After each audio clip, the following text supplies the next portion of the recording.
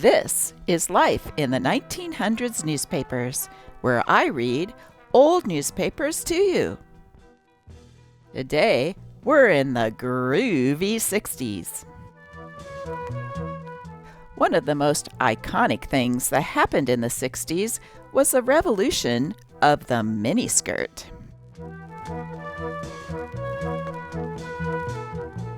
People protested against them, and these girls protested for them.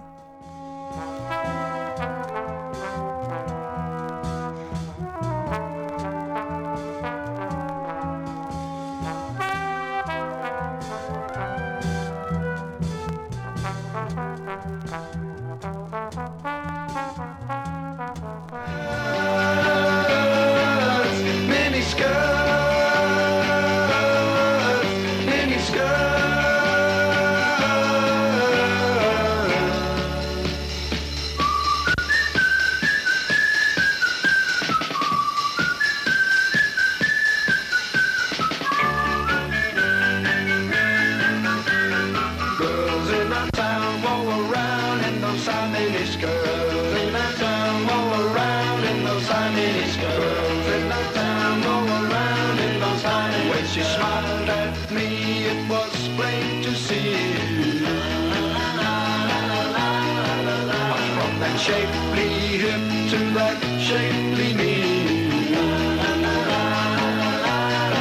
You know they got a dead cert with that miniskirt. It's a real rebellion, but not unjust. You gotta dig those miniskirts. Is it just me, or do these miniskirts not look very short? Well, let's get started today with today's far-out newspaper, the Des Moines Register from Des Moines, Iowa, dated July 21st, 1969.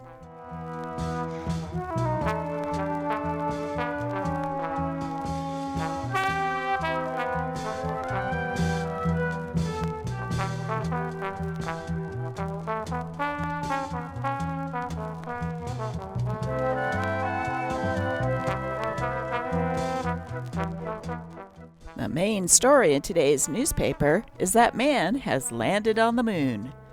That's one small step for man, one giant leap for mankind. The world's first moon men were Neil A. Armstrong, Edwin E. Buzz Aldrin Jr., and the name few remember, Michael Collins. Will history forget Collins as buddies trod moon? Houston, Texas. History books do not record the other men, the crew that sailed to America with Columbus, and Admiral Peary to the North Pole, or with Admiral Byrd to the South Pole. Will they also forget Lieutenant Colonel Michael Collins, the third man of the Apollo 11 mission, when they come to record man's first voyage to the moon? Orbiting patiently in the command ship, doing work normally shared by two others, always ready to swoop down in an attempt to rescue his crewmates, the 39-year-old Air Force colonel has from time to time been forgotten already. President Nixon, telephoning his congratulations through space to moonlanders Neil Armstrong and Colonel Edward Aldrin, made no mention of Collins. At one point in the Walk on the Moon, the Manned Spacecraft Center here also forgot Collins, neglecting to relay to him what Armstrong and Aldrin was saying. "Thanks for putting me on relay," he observed. When the signal reached him, "I was missing all the action." Dramatic role at a news conference before the mission, saying that while his crewmates were on the moon, he would be just tending the store. He also pointed out a disadvantage in his third-man role, which few has remembered at the height of the excitement. "I have no TV set on board," he told reporters, "and I'm going to be one of the few Americans who are not going to be able to see the event."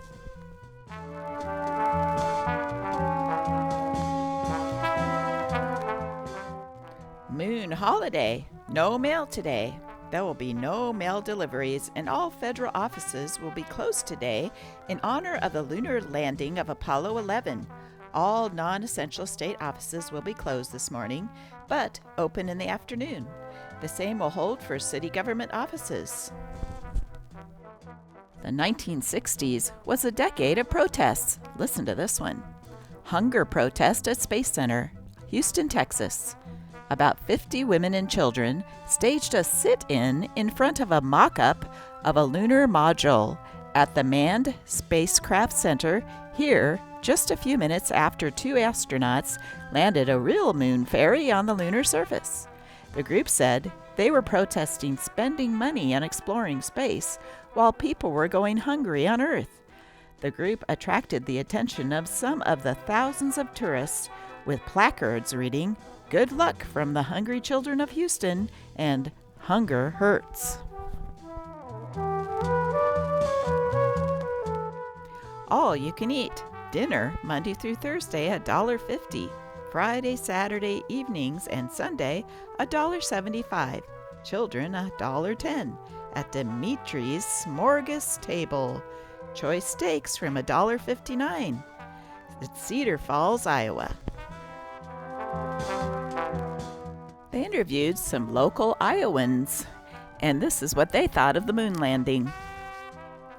Mrs. Dwayne Albers: "Frankly, it's hard for me to be able to grasp all this because it's not easily understood. I've never been in an airplane and have no idea what's going on." Craig Collins, 13-year-old son of Mr. and Mrs. Ron Collins: "I think it's a pretty good deal, but I think it'd be kind of lonely up there." Let's see what the TV lineup was for this paper. Let's see. 4 o'clock, Mike Douglas. 5:30, CBS News. 6, News and Sports. 6:30, Gunsmoke. 7:30, Here's Lucy. 8 o'clock, Mayberry. 8:30, Family Affair. 9 o'clock, Jay Rogers. And 10 o'clock, News and Sports. Want trek, not walk. Ottawa, Ontario, Canada. Apollo 11 astronauts Neil Armstrong and Edwin Aldrin Jr. may tell it like it is, but some television viewers still prefer the unreal thing. Local television station CJOH-TV reported Monday that 15 people called in to protest the replacement of their favorite television program by telecasts of the Apollo 11 moon flight. The program? Star Trek, a space adventure series usually shown here Sunday evening.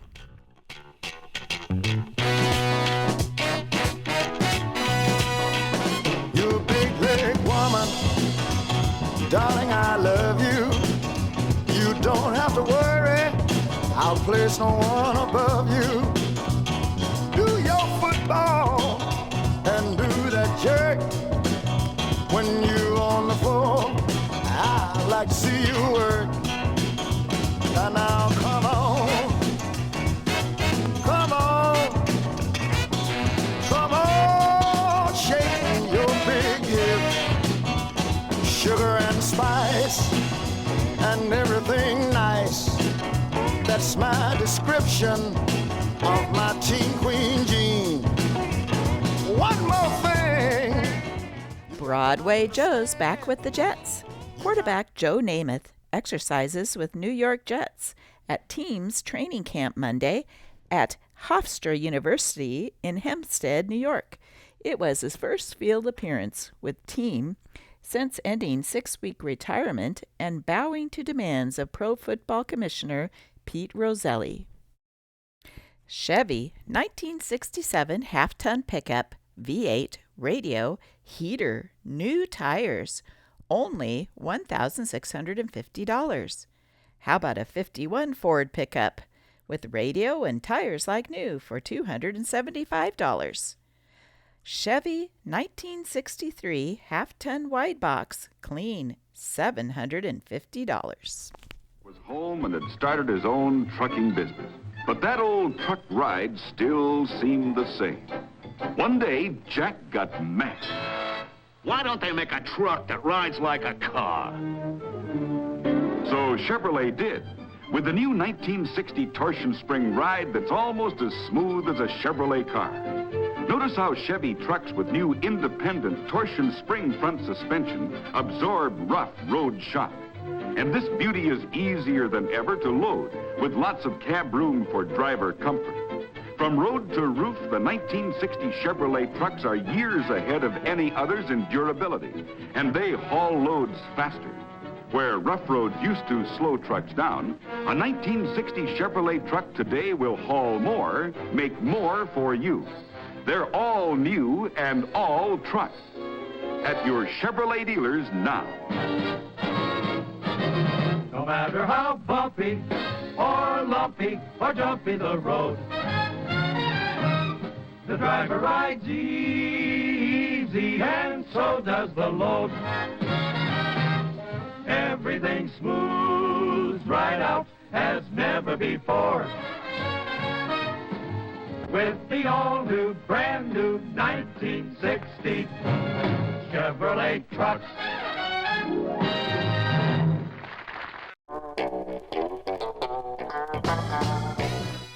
If you're familiar with my other videos, you'll know that in the 1920s, I would have flapper alerts, and in the 30s, bombshell alerts. Well, in the 60s, you were a stone fox.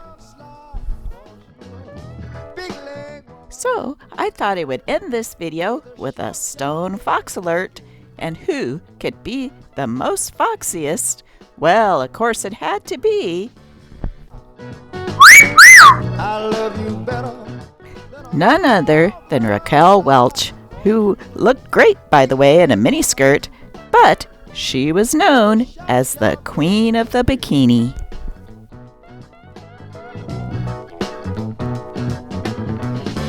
Promise me, darling, never make me feel like dirt.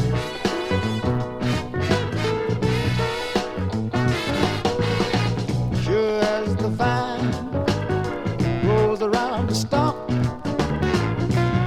you are mine, darling sugar lump. 'Cause you're a big leg woman with a short, short big skirt.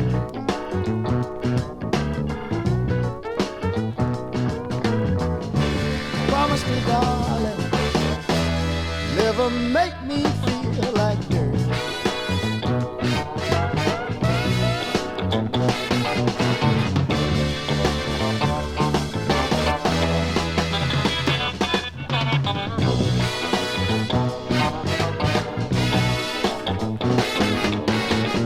I love you once, I love you twice. We go together like red beans and rice. 'Cause you're a big leg woman with a short, short neck.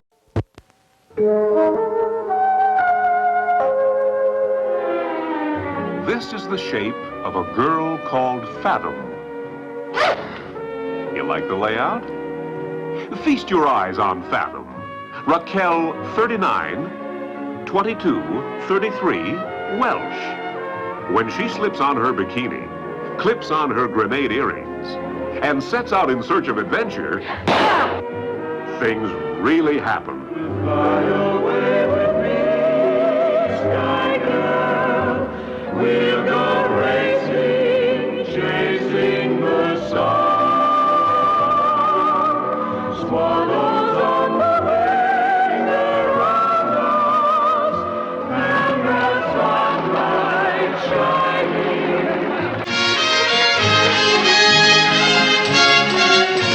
Watch out for Jim Brown. What is your name? I'm Linedecker, policeman. Watch out for Raquel Welch. I am your woman for as long as you want me.